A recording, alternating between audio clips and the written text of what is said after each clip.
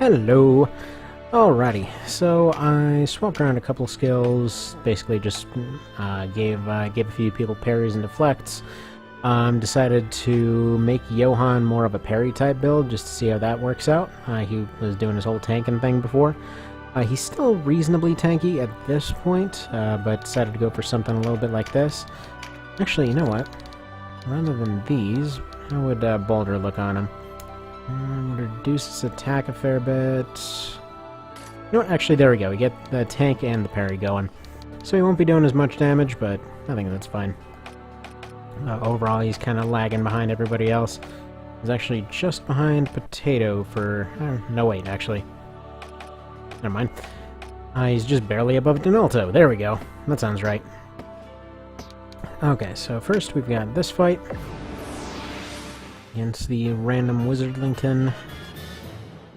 Now, actually don't need you here. Ranged units would be good. Actually, I want you in here.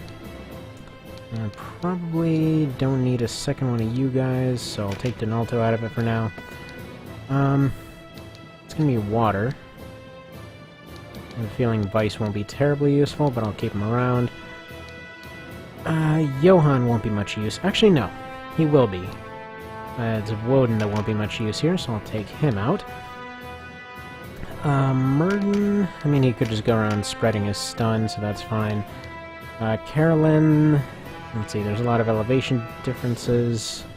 Whatever, I'm just looking for an excuse to chuck in Yunin. There we go. Got them. I'm just going to orientate. You guys are going to go here. Because I want these three to go take on the guys on the ground, and then these guys all charge forward. That sounds about right. And then after that, I'll start training that rogue up.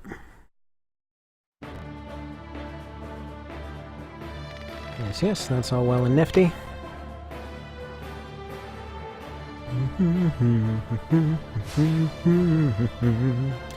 Actually, are there guys on the bottom this time? Yeah, no, there's the same little bunch. Okay, so I think... No, Yunin is not needed there. I think those three will be enough to at least distract that group for a while. They're gonna be pretty weak against... No, they don't have a caster. Okay. They should hopefully be fine.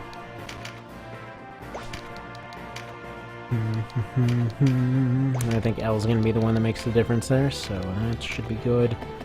You're gonna do your thing, you're gonna go over here, shoot this dragon a little bit, do that old pew-pewing. Wow, okay, that was weirdly laggy. Not sure what's up with that. Now you go over here. Not 100% sure on why it's chopping here. That's weird. Shouldn't be chopping like this. I don't see... Oh, that's probably because the PS2 emulator's still running. Okay, well there we go. That answers that question. Alright, Bertrand is going to go ahead and charge forward, do his whole thing as he usually does. No, we are still lagging. Alright, whatever. You're going to have to cross in the water. It actually makes more sense to have people use Wade this time around, since charging ahead might actually be more of a thing. There was never really a space for it before. And you know what, on second thought, I think I'm going to send Murden down to go fight these guys, too. As this front part seems to be doing just fine.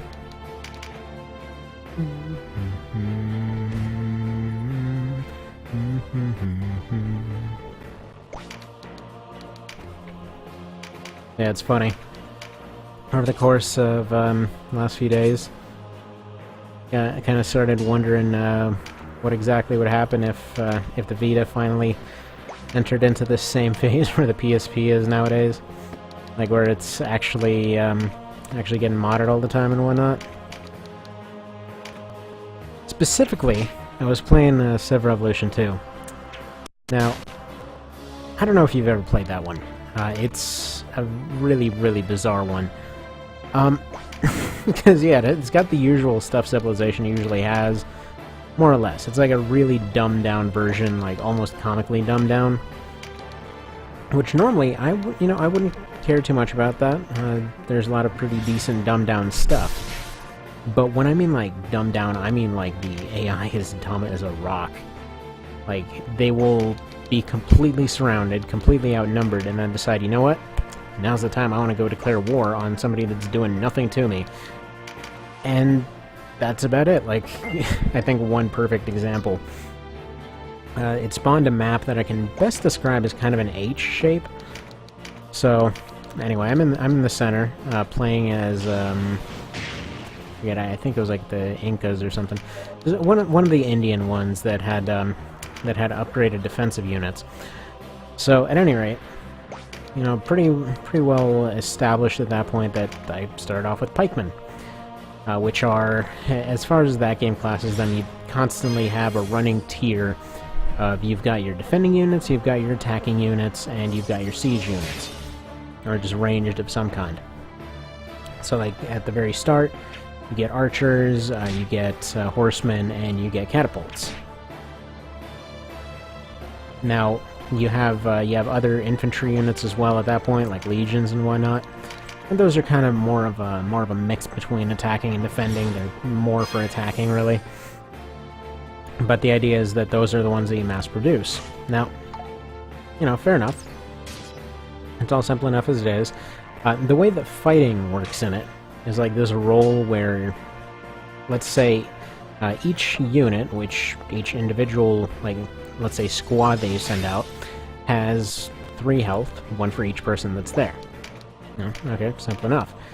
When they get into a fight, they each have a score assigned to them. So, like, let's say you got knights, and I believe they're a 4 to start off with. And you got horsemen that they're a 2 to start off with, and they have an attacking and a defending score. So kind of like your whole Magic the Gathering thing. Now, when they get into a fight, it's a roll between those numbers. So, like, for example, if the attacker had 4 and the defender had 2, it would basically be a 2-to-1 ratio between them, and it would roll those numbers. So, if that lower roll ended up winning it, then the lower number would still have a chance of winning. And it's kind of this constantly running scale where if you end up winning a bunch of fights in a row, it ends up being more biased towards the other side. To kind of get to the main point that I'm trying to get at here, the AI completely doesn't seem to pay attention to those numbers a lot of the time. So, for example, you know, I set up defenders, and you can merge them into an army, so you've got a much stronger unit. They still have only 3 health, but they're just merged into a stronger unit. So, they're attacking with, like, 4s and 5s, and the defender has, like, 22 or something, I think, like that. And they keep trying, and trying, and trying, and trying, and then eventually, like, they'll get one guy, right? Special ability of that particular civilization is just if they win a fight, that unit gets all their health back. So this guy, this AI in this case, was just there, sending guys over and over and over. He was getting invaded from 2 other places, but he was still attacking my one random city for like 150 turns. Like, he would just send more and more and more people, and they would never get through because numerically it was like a 1 in a million chance that they'd actually be able to break through even one of those guys. And I had like 3 armies guarding the place. So they just kept doing and doing that. But it just kind of made me wonder, you know, like, what would happen if this kind of mod ended up getting created for that. It's like, it's not a bad game, it's just, I really don't know what they were doing, like, taking a multiplayer game, deciding, hey, let's take out the multiplayer, and then just kind of leaving it at that. It's actually kind of funny, because if you've ever played, what's it called now? If you've ever played the original Command & Conquer, or just any of, like, the PS1 ones, or early PC ones, also Little One Says Hi. If you played any of those, the AI was actually better in those. Incidentally, that's probably the best, like, as-it-is strategy game you can... Well, okay. As far as, like, your random maps and collecting resources and stuff like that kind of strategy games, your best option is pretty much just to go and play the original Command & Conquer. Or Red Alert. I think it was yeah, the red alert, and then the one with the expansions. That's the one that I have on there. I gotta say, for a game that early on, to come with like 150 maps or something, I think it was really impressive to me. Anyhow, that's kind of just a random tangent. Ah, coffee. Right, you were just gonna keep healing that dragon, aren't you? Getting bogged down on both ends by these stupid dragons. Please block. Ah, crap. Well, there goes Sarah. It actually might be Sarah's death if I don't hurry this up.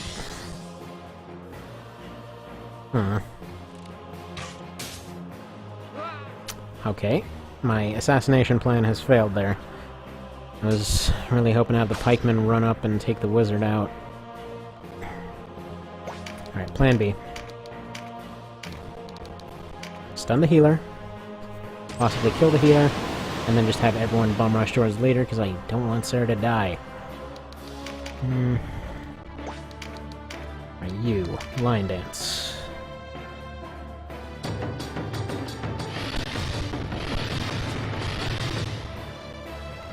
Good enough.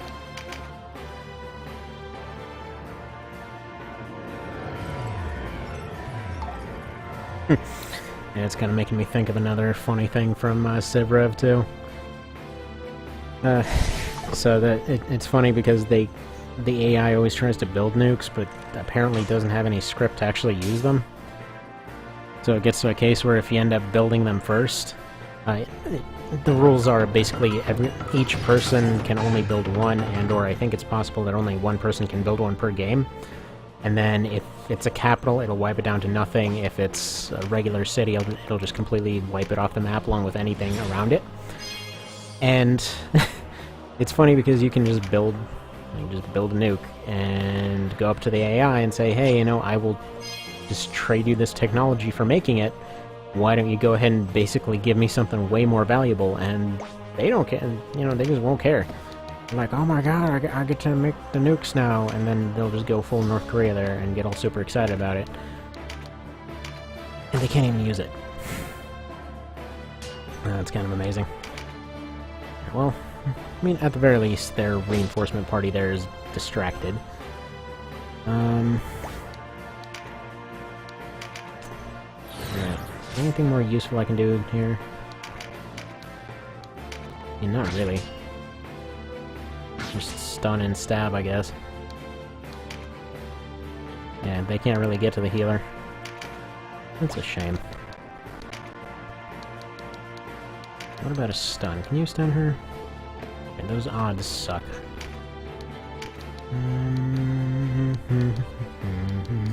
Go for it.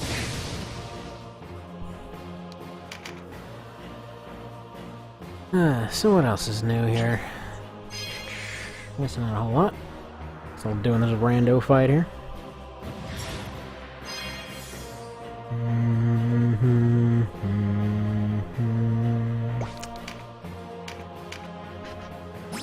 I still haven't gotten Instill Fire back on him, have I? Oh crap. I really can't wait a billion turns for these guys to break through.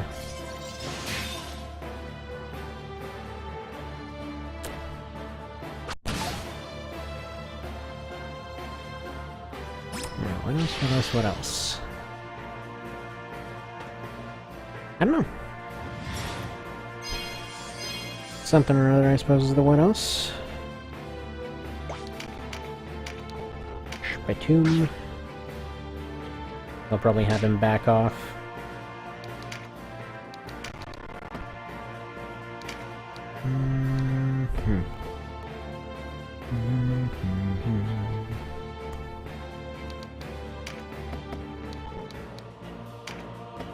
No, that's not backing off. There we go. They're backing off here. That way this guy can go up and carve up this dragon a little bit. Make some progress. Actually, if Yunan gets to move pretty soon, that might be a double kill there. That'd be nice.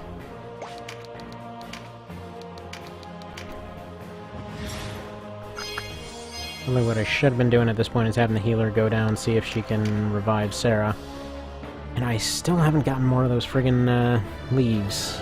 I need to remember to do that. Remember to pick up the friggin' leaves. Like fall, you're gonna end up getting a ticket. Kinda weird, because then everything gets covered in snow and you still got a ticket. Oh well. Actually, the most hilarious thing, so I had this property a while ago. End up getting a ticket because there's a few leaves on the ground. Like, it's not even unusual, you know, the neighbors have more. But that house was abandoned. Not actually abandoned, but it looked abandoned to the guy that came by. They're like, oh my god, it's completely overrun with leaves, and, you know, I go over there. It's like some leaves. It's not even that notable. So I go and I scoop up the leaves. Like, oh no, there's definitely more leaves. You still have to go pay a ticket. Like, there's no leaves at that point. Clearly, the other ones are around, and, you know, no one lives there, so they keep thinking, oh, we just can do this, and just get away with it over and over. But this continues for a while. Finally, you know, they end up sending another ticket for leaves underneath the snow. Like, it starts snowing, like, a week or two later. Like, oh, there's probably leaves under the snow, and you have to go shovel the snow, and you have to go take care of the leaves. Like, what do you want here? What is this? You know, there's no snow in the way, and the driving area is clear. That was ridiculous. Long story short, particular counties, they will say or do pretty much anything to give you a ticket. Kind of thinking I probably should have shot for the leader there. Oh well. Alright, Ninja Face needs to stop blocking all the time. And you need to go over here, drop a free heal. There we go. Not much, but it's something.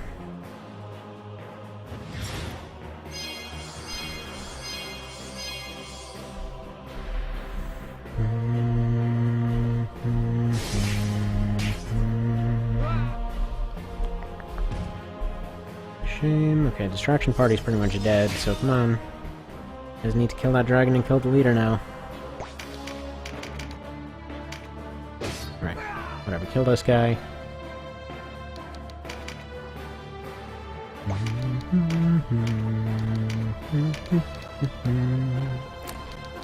That's fine. You know what? Yeah, no, just aim for him. Do a tremendous shot with the crossbow next round. That should be game.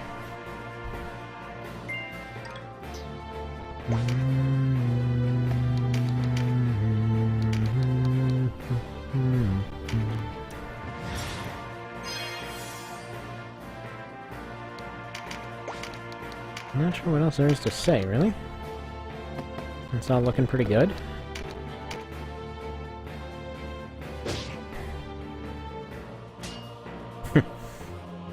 Dang, you are dodgy. Oh, crap.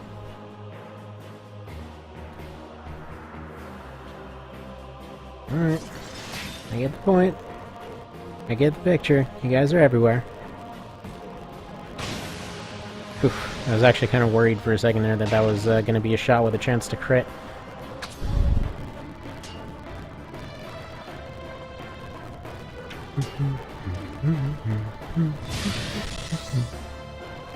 Alright, are we done? Can I do stuff?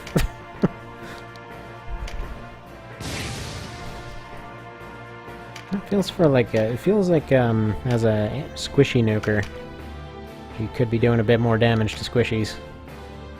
He's only doing 90s. And there we go, another dead anchor, that's fine.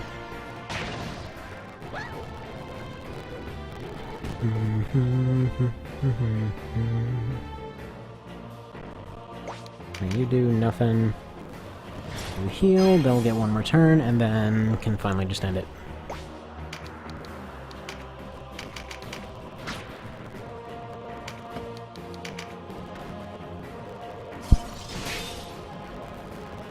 Fair enough. Actually, maybe he can even get the kill. Almost.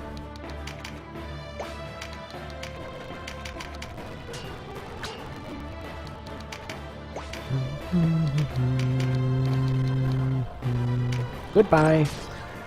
Thankfully you don't have deflect. Yes. Yes, the bastard has killed you. And no casualties. Overall, it could have gone better, but you know what? No casualties, so I will take it.